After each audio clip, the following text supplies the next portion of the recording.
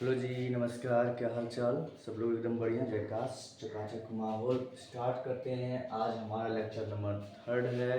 हम इससे पहले 2 लेक्चर में अम्ल के बारे में बहुत अच्छे तरीके से बात कर चुके हैं। आइए हम आज स्टार्ट करते हैं भस्म के बारे में।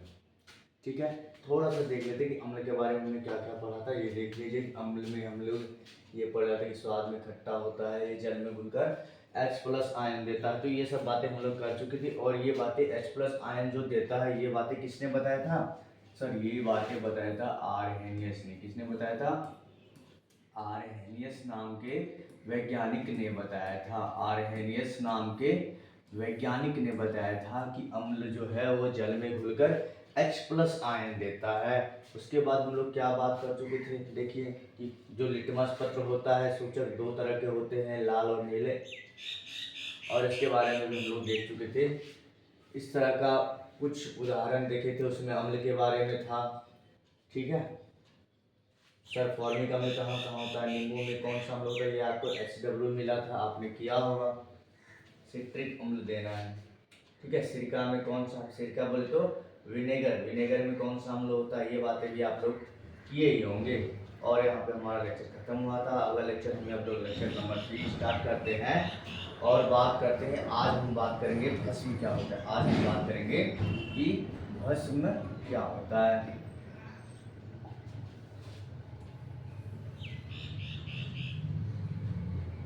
ठीक है, आज हम लोग बात करते हैं भस्म क्या होता है, या फिर क्षारक बोल दो, क्षारक बोलो या फिर भस्म। ठीक है, क्षारक बोलो, भस्म बोलो। ठीक है, और इंग्लिश में बोले तो बेस। ठीक है, जैसे जैसे सर अम्ल में पढ़े वैसे वैसे क्षारक में भी पढ़ना है। जिस तरह से आपने अम्ल में पढ़ा, सेम टू सेम इसमें भी पढ़ना है, बस उसका उल्टा होता है। सर वो स्वाद में खट्टा होता था, ये स्वाद में कड़वा होता है। आप देखते जाइए एक एक पॉइंट। सर वो स्वाद में क्या होता था? खट्टा होता था। और ये जो है इसके बारे में हम पॉइंट लिखते जाते हैं, ये स्वाद में कड़वा होता है। ये स्वाद में क्या होता है?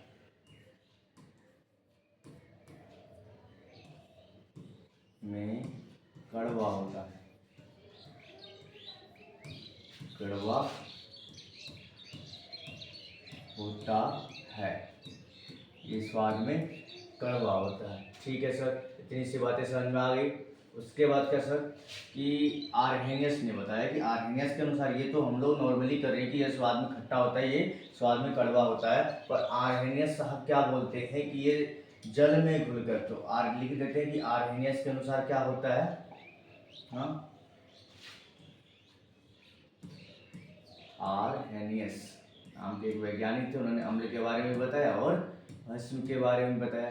आरहेनियस के अनुसार,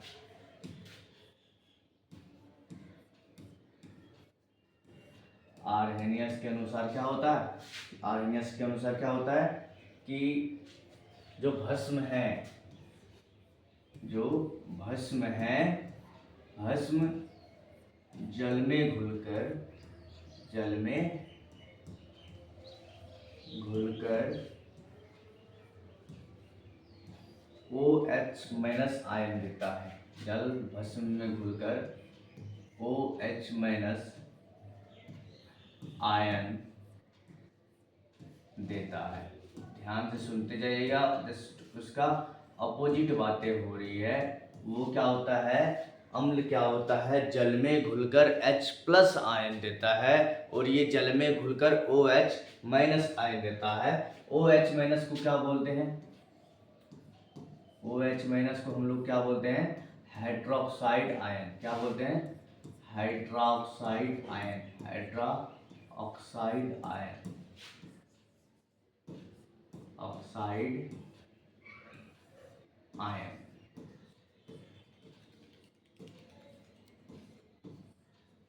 ठीक है, hydroxide ion.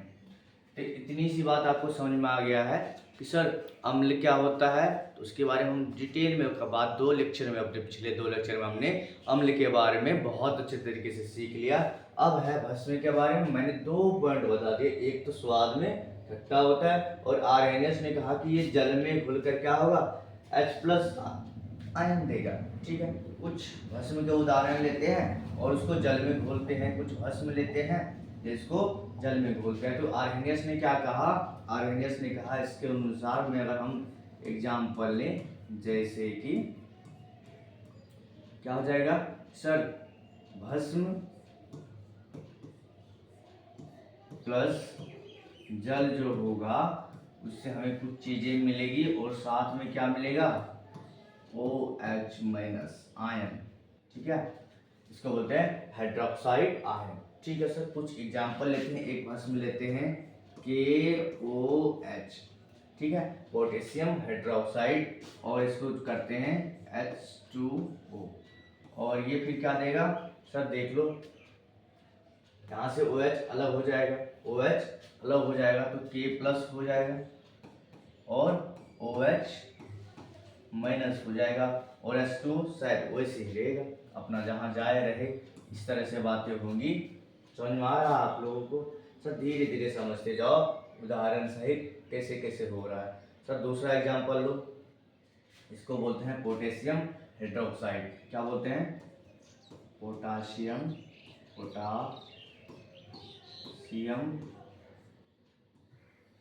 Hydroxide.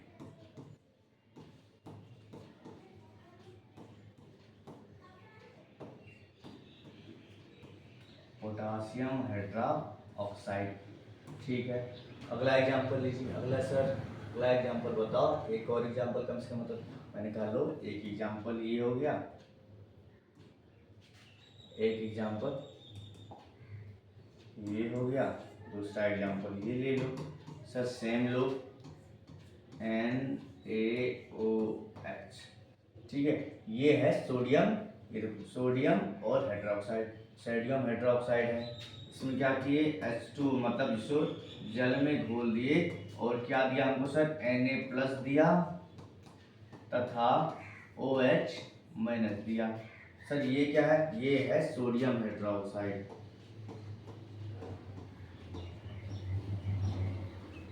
Sodium hydroxide.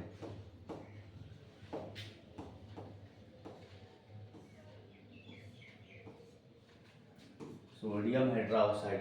तो भस्म के बारे में मैंने ये 2 पॉइंट बात किया कि सर पहला क्या है कि भस्म जो होता है ये स्वाद में कड़वा होता है, और आप हमेशा स्वाद थोड़ा चेक करोगे, टेस्ट थोड़े करोगे। सर कुछ भस्म तो हानिकारक भी होते हैं, कुछ अम्ल भी हानिकारक होती है, इससे जान जाने का भी खतरा रहता है। कुछ ऐसे भी हार्ड मतलब स्ट्रॉन्ग होते हैं अम्ल और भस्म, जो क्या करते हैं आपके जान के पे खतरा हो सकता है। तो आप हमेशा ऐसे चेक नहीं कर सकते हो मुंह में लेके कि स्वाद में खट्टा है तो अम्ल बोल देंगे और कड़वा है तो भस्म बोल देंगे। तो इसके लिए क्या होता है कि कुछ केमिकल रिएक्शन करवाएगी कि अम्ल को भी क्या किया, जल में घोला गया, अम्ल को भी जल में घोला गया और भस्म को भी जल में घोला गया।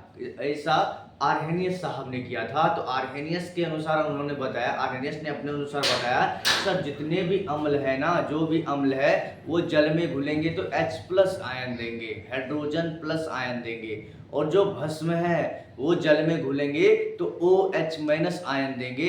इस तरह से अम्ल और भस्म की एक नई परिभाषा आ गई कि सर अम्ल क्या होता है, जल में घुलने पर H+ आयन देता है, और भस्म क्या होता है, जल में घुलने पर OH- आयन देता है। बातें समझ में आ गई सर। OH- आयन देता है उसको हाइड्रोक्साइड आयन बोलते हैं। सर भस्म को जल में मिलाए, भस्म को जल में मिलाए तो कुछ चीजें और OH- आयन हमको मिलेगा। सर आयन्स विभेदित हो गया, आयन्स अलग हो गए, ठीक है। और कुछ 2 एग्जाम्पल मैंने देखे।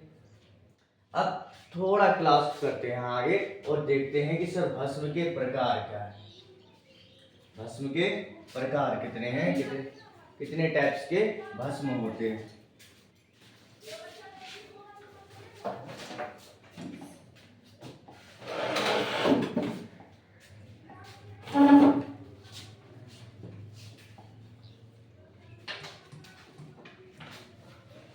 क्षारक या फिर भस्म के प्रकार।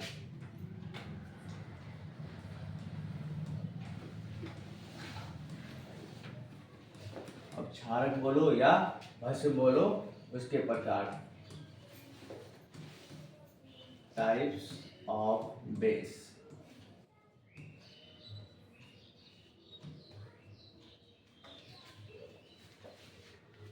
ठीक है, अब भस्म जैसे हम लोगों ने अम्ल के दो प्रकार पढ़े थे सर, एक प्रबल अम्ल दूसरा दुर्बल अम्ल, उसी तरह हमें भस्म के भी दो प्रकार पढ़ने हैं, एक प्रबल भस्म दूसरा दुर्बल भस्म।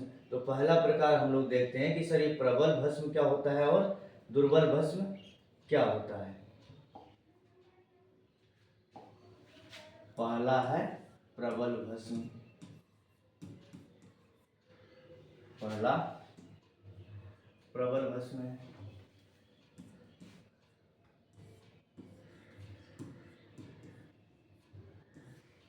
दूसरा क्या है, दुर्बल भस्म।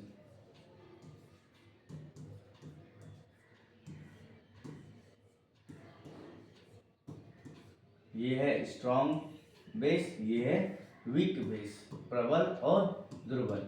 सर जिस तरह अम्ल में है उस तरह सेम टू सेम इसमें भी है। सर अम्ल में हमने प्रबल अम्ल के लिए क्या पढ़ा, जो जल में पूर्णतः घुल जाए, पूरी तरह घुल जाए, उसे प्रबल अम्ल कहते हैं। तो इसी तरह होगा कि जो जल में पूरी तरह घुल जाए, जो जल में पूर्णतः मतलब पूरी तरह पूर्णतः घुल जाए,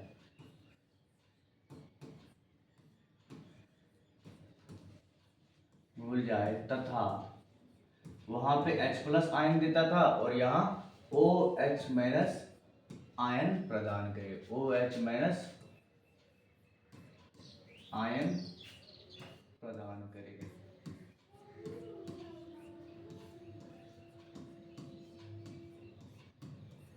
ठीक है, और दुर्बल अम्ल में हम लोगों ने पढ़ा था कि ये कुछ मात्रा में मतलब आंशिक रूप से क्या हो, ये घुले। तो इसी तरह ये भी दुर्बल भस्म भी क्या होगा, आंशिक रूप से घुलेगा। क्या होगा, आंशिक रूप से घुलेगा, आंशिक रूप से घुलेगा, आंशिक रूप से घुलकर OH- तो भस्म है तो OH- आयन ही देगा, चाहे तो आंशिक रूप से घुले या पूरी तरह घुले, पर आयन देगा OH ही, OH- आयन देगा। तो प्रबल अम्ल प्रबल अम्ल और प्रबल भस्म दोनों ही क्या होगा, जल में पूरी तरह पूर्णतः घुलेगा। बट ये जो भस्म है ये जब दुर्बल होगा या अम्ल जब दुर्बल होगा, ये पूरी तरह नहीं घुल के क्या होगा, आंशिक रूप से थोड़ी मात्रा में घुलेगा, पूर्णतः घुलेगा और यहाँ आंशिक रूप से घुलेगा। इन बातों का हमेशा ध्यान रखिएगा कि जो प्रबल होगा, चाहे अम्ल हो या भस्म हो, वो पूर्णतः पूरी तरह घुल जाएगा। और अम्ल होगा तो H+ आयन देगा और भस्म होगा तो OH- आयन देगा। सेम टू सेम जब दुर्बल अम्ल या दुर्बल भस्म की बातें होगी तो दुर्बल अम्ल क्या होगा, H+ आयन देगा पर कैसे, आंशिक रूप से घुल के, और दुर्बल भस्म OH- आयन देगा पर आंशिक रूप से घुल के। ठीक है, और थोड़ी सी बातें अम्ल के भस्म के बारे में, कलर चेंजिंग वाली बातें करनी थी, वो यहाँ करते हैं। तो कलर कैसे बदलता है, जैसे हम अम्ल में पढ़े थे, क्या पढ़े थे कि सर नीले लिटमस पत्र को लाल कर देता है। इसी तरह भस्म क्या होता है, भस्म उसका उल्टा करता है। भस्म क्या करता है, लाल लिटमस पत्र को, लाल लिटमस पत्र को नीला कर देता है, नीला कर देता है। ठीक है, यहाँ पे आप लोगों को बताया गया था। ठीक है, देख लो जिस तरह से हम लोगों ने अम्ल में क्या पढ़े थे, अनिल याद करना है। अनिल, अ मतलब अम्ल, नि का मतलब नीला, ल का मतलब लाल। अम्ल क्या करता है, नीला लिटमस पत्र को लाल करता है। देखिए हमने एक नीला डाला था और जहां तक अम्ल का उपस्थिति था, जहां जहां उससे अम्ल को संपर्क हुआ, उतने दूर क्या हो गए, वो लाल हो गया। इसी तरह का फिगर हम यहाँ भी बना लेते हैं, इस तरह का फिगर हम यहाँ भी बना लेते हैं। आपको यहाँ अच्छे से याद होगा।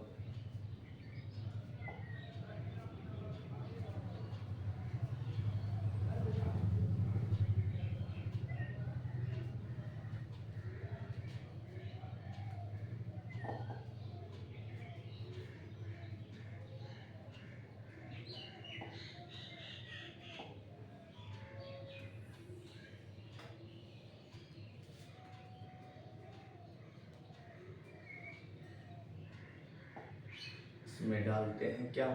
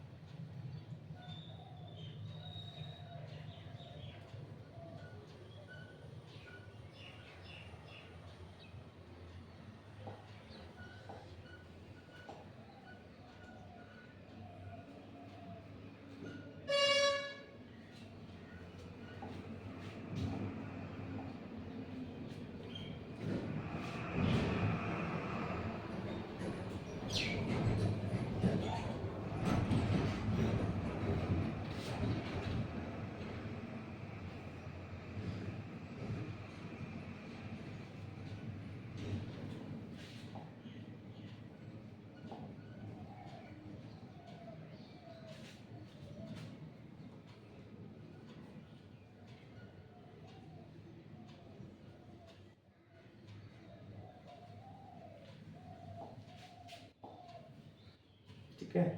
ये है भस्म। इसमें हमने क्या किया, लाल लिटमस पत्र डाला और जितना दूरी पे क्या लगा, भस्म लग गया, उतना टाइम्स क्या हुआ, उतना दूरी तक क्या हुआ, ये लाल लिटमस पत्र बदल गया किसमें, नीला में। लाल लिटमस पत्र नीले लिटमस पत्र में बदल गया, किसकी उपस्थिति में, किसके कारण बदला ऐसा, भस्म के कारण हुआ ऐसा, भस्म के कारण हुआ, या फिर क्षारक बोल दो, भस्म या क्षारक के कारण क्या हुआ कि लाल लिटमस पत्र नीले लिटमस पत्र में बदल गया। तो ये देखो, भस्म लाल लिटमस पत्र को नीला में बदल, ने लाल डाला था और जहां तक भस्म गया वहां तक ब्लू ब्लू हो गया, नीला नीला हो गया। क्लियर है, इतनी सी बातें ठीक है। इसके बाद क्या है, हमने प्रबल अम्ल, प्रबल भस्म, ठीक है, दुर्बल अम्ल और दुर्बल भस्म के बारे में देख लिया। नेक्स्ट और क्या आता है, एक आता है सर सूचक, इंडिकेटर बोलते हैं, ठीक है। और एक पॉइंट और देख लीजिए आप लोग, सर एक वर्ड आता है क्षार, क्षार और क्षारक में अंतर होता है, ठीक है, क्षार और क्षारक में अंतर होता है। हम लोग देखे होंगे कि क्षारक यानी भस्म को क्या करते हैं, पानी में घोलते हैं, क्या क्यों कर ऐसा करते हैं, क्योंकि हमको पता करना होता है कि जो भस्म है, ये जो क्षारक है, ये जल में घुलकर, पानी में घुलकर OH- दे रहा है कि नहीं। तो वैसे क्षारक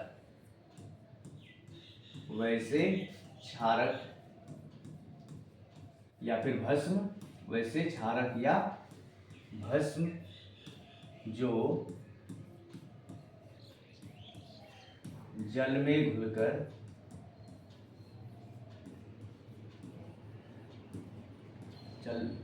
जल में घुल जाए, ठीक है, OH- जल में घुलेगा तो OH- देगा ही देगा, ठीक है। वैसे क्षारक या भस्म जो जल में घुल जाए,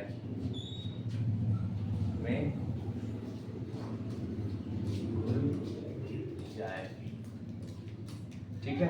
तो वो जो भी क्षार या भस्म जो भी है, क्षारक क्या है या भस्म जो भी है, अगर क्षारक या भस्म क्या होगा, जल में घुल गया, उसको क्या बोलेंगे, क्षार बोलेंगे। बस इतना ही सा अंतर है, और कोई अंतर है नहीं। कुछ ऐसे क्षारक और भस्म भी होते हैं जो जल में नहीं घुलते, और जल में घुलेंगे तो क्या देंगे, OH- आयन देंगे। अगला क्या है, अगला एक वर्ड आता है इंडिकेटर सूचक।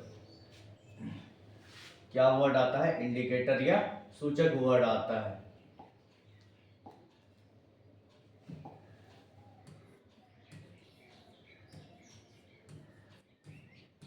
सूचक,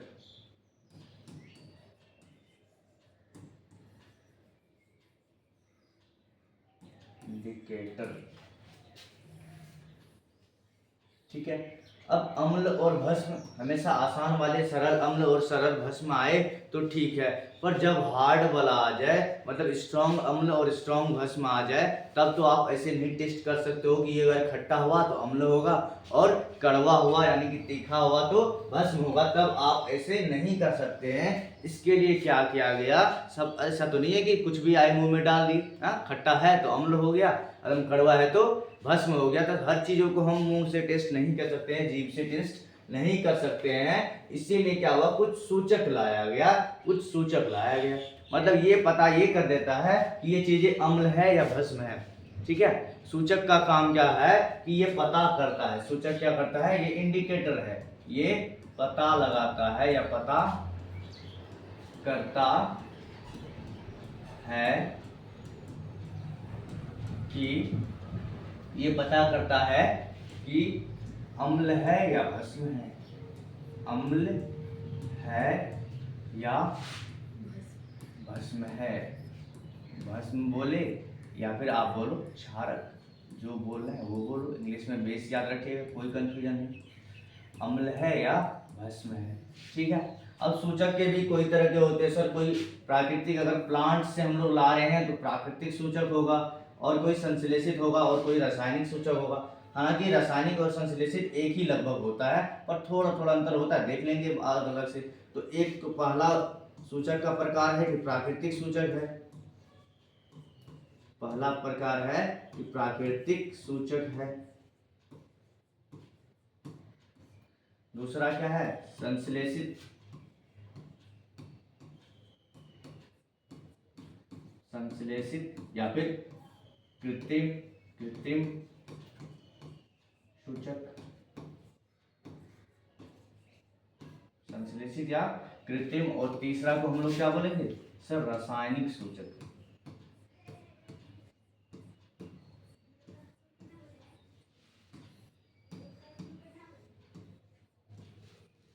तो सूचक क्या होता है, सूचक क्या करता है, ये पता करता है या बताता है कि आपने जो विलयन लिया, मान के चलिए एक लिक्विड है आपके पास, आपको और पता करना है, एक द्रव्य पदार्थ है या लिक्विड है, आपको पता करना है कि ये अम्ल है या भस्म है। उसमें क्या करो, कुछ मात्रा में सूचक डाल देते हैं। सूचक क्या होता है, ये भी सर लिक्विड के जैसा मिल सकता है, कोई बात नहीं है, जिस तरह के आप चाहोगे सर, ठोस द्रव गैस जैसा सूचक चाहोगे वैसा मिल जाएगा, ठीक है। आपको एक विलयन लेना है सर, आपको पता करना है कि अम्ल है या भस्म है, उसमें क्या करिए, कुछ मात्रा में सूचक डालिए, कुछ मात्रा में सूचक डालिए, और उससे क्या होगा, कलर चेंज हो जाएगा, ठीक है। तो उसमें वो क्या होगा, कलर परिवर्तन, रंग परिवर्तन कर लेगा, और कुछ तरह के इसे इंडिकेट कर देगा। इंडिकेट मतलब सर आपको सूचना दे देगा, संकेत दे देगा कि इस तरह से परिवर्तन अगर हुआ ना तो ये अम्ल है, और इस तरह का परिवर्तन हुआ तो ये भस्म है। मतलब यहाँ आपको क्या होगा, एक इंडिकेट करने का काम कर रहा है कौन, सूचक, इसीलिए उसको बोलते हैं इंडिकेटर। मतलब ये पता करता है कि दिया गया जो विलयन है वो अम्ल है या भस्म है। यहाँ तक की बातें समझ में आ गई सर। प्राकृतिक सूचक का मात्र एक दो एग्जांपल आप लोग याद रखिएगा सर। एक हल्दी याद रखिएगा अभी फिलहाल, और प्राकृतिक सूचक को अभी हम देखते हैं, बाकी अगले सूचक को अगले लेक्चर में हम लोग डिस्कस करेंगे। प्राकृतिक सूचक में हमने क्या लिया, हल्दी। प्राकृतिक सूचक में हमने लिया हल्दी।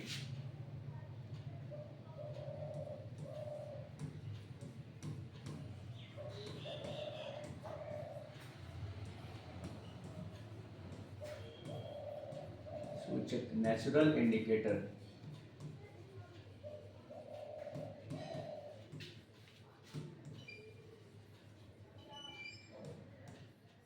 ठीक है। इसमें हमने क्या एग्जांपल लिया, उदाहरण इसके क्या लिए, उदाहरण लिए हैं हल्दी। सर ये होता क्या प्राकृतिक सूचक, उसके बारे में थोड़ी सी बात कर लेते हैं कि ऐसे सूचक जो हमें पेड़ पौधों से मिल जाए उसे प्राकृतिक सूचक कहते हैं, या प्राकृतिक रूप से मिल जाए, या फिर बोल दो पेड़ पौधों से मिल जाए। तो ऐसे सूचक, ऐसे सूचक या इंडिकेटर, ऐसे सूचक जो पेड़ पौधों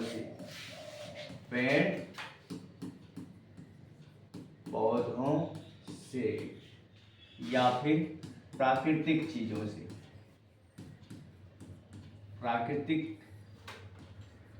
से मिल जाए,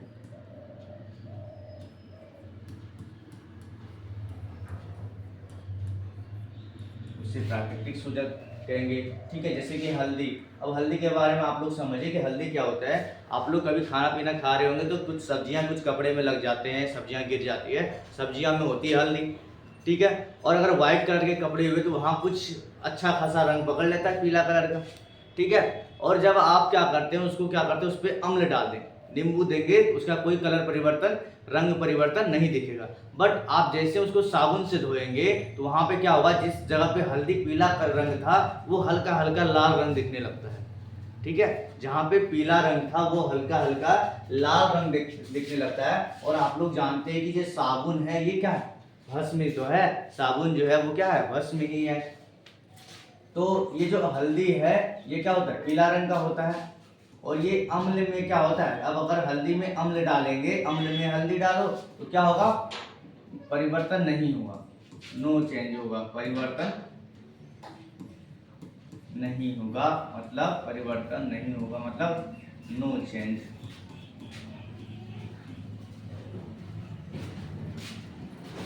ठीक है, अगर आप हल्दी में क्या करो, अम्ल डालोगे तो परिवर्तन नहीं होगा। बट जब आप हल्दी में भस्म डालोगे या भस्म में हल्दी डालोगे, मतलब क्या होगा, तब यहाँ पे क्या होगा, परिवर्तन होगा,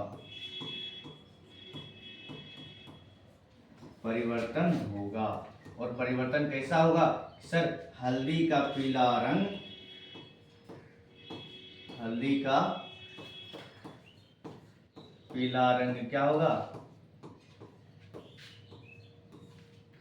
लाल में बदल जाएगा, हल्का लाल। या फिर जैसा हल्दी रहा, आपकी हल्दी की क्वालिटी पे वो डिपेंड करेगा। बहुत अच्छी क्वालिटी अगर हल्दी है तो बहुत अच्छा कलर आएगा, लाल कलर। ठीक है, अब क्वालिटी अगर अच्छा नहीं है तो लाल कलर भी थोड़ा कम आएगा, पर आएगा लाल ही। आप लोग अक्सर देखे भी होंगे, या फिर घर में जाके एक सफ़ेद रुमाल लेना, उस पर हल्दी का रंग चढ़ा देना, हल्दी लगा देना घोल के, वो क्या होगा, पीला कलर का हो जाएगा। और उसको साबुन से धोइएगा, वहाँ पे लाल कलर देखने को मिलेगा। ये हल्का होता है और ज़्यादा लाल भी हो सकता है। तो हमने आज सूचक पढ़े, और सूचक में क्या क्या, पहला सूचक के बारे में पढ़ लिए हैं सर, प्राकृतिक सूचक क्या है। उसके बाद सर कृत्रिम और संश्लेषित और रासायनिक। कृत्रिम या संश्लेषित एक ही बात है, और रासायनिक दो तरह के और बच गए सर, दोनों के एक साथ ही हम लोग निपटा लेंगे। फिलहाल आप लोग के इतने में से एक क्वेश्चन है, इतने में एक क्वेश्चन है कि सर अम्ल और भस्म में क्या अंतर है। और जो टॉपिक हम लोग दो पढ़े हैं उनमें से सबसे ज्यादा इंपॉर्टेंट क्वेश्चन यही है सर, अम्ल और भस्म में अंतर बताएं। अम्ल और भस्म में अंतर बताएं।